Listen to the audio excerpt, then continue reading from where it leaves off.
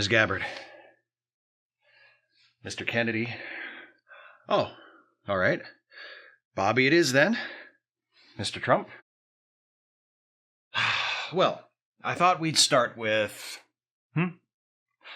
Right, sure. Mr. President. So I thought we would start with a review of some of your recent Truth Social posts and maybe just go over a few do's and don'ts, all right?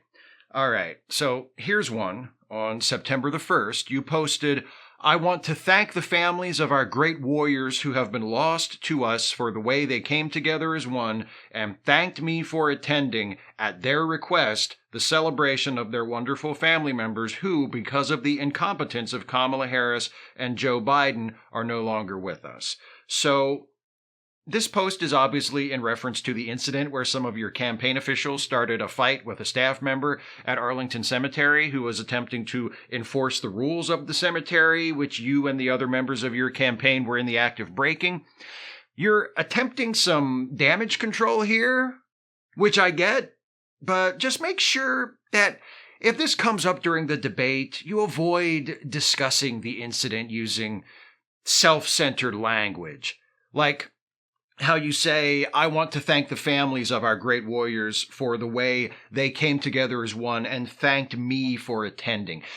That makes it sound like the most important thing that happened that day was them thanking you for being there. And, well, it is going to be a problem for a lot of people. You're going to need some of them to vote for you. And then later on in that same Truth Social post, you write, quote, "Thank you for saying you wanted me to stand with you at Arlington National Cemetery and take pictures, that it was your request, not mine, but it was my great honor to do so." The phrasing on this is kind of obvious and on the nose. It sounds like a 5-year-old wrote a letter to his dad saying, "Thank you for saying you wanted me to eat all the cookies," and then left it out where he knows his mom will see it. You see why that's a problem? You don't. Okay, let's move on. As of right now, the rules of the debate state that... Mr. Kennedy? Bobby? What are you staring at? What's over there? Oh! That's Carlton. He's the resident cat at this hotel. Isn't he cute? Hi, Carlton! I don't think so. He lives in the building and the staff feeds him and sees to his needs. Across from the men's room on this floor, there's a janitor's closet with a little pet door built into it. I think he's got a litter box in there. But I don't think anyone legally owns him. Oh, there he goes. And he's headed that direction, too. Nature calls, I guess. Anyway, the rules of the... What, Bobby? The men's room?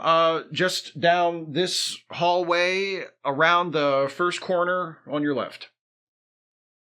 Okay. Let's work on practicing your not talking, just in case the mics aren't muted.